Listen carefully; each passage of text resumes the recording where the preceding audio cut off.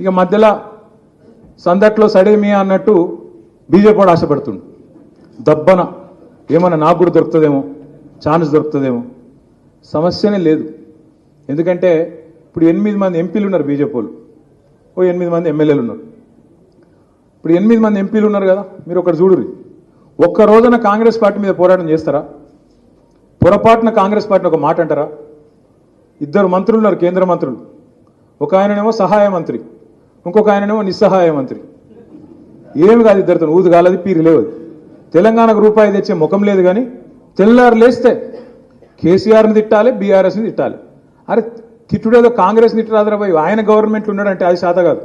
రేవంత్ రెడ్డిని ఆయన అన్నాడు, ఇంకా గమ్మ చూడరు మీరు. నిన్న రేవంత్ రెడ్డినేమో పల్లెత్తు మాట అన్నారు, ఒక్క మాట. అసలు ఆయనకు రక్షణ కవచమే వీళ్ళు.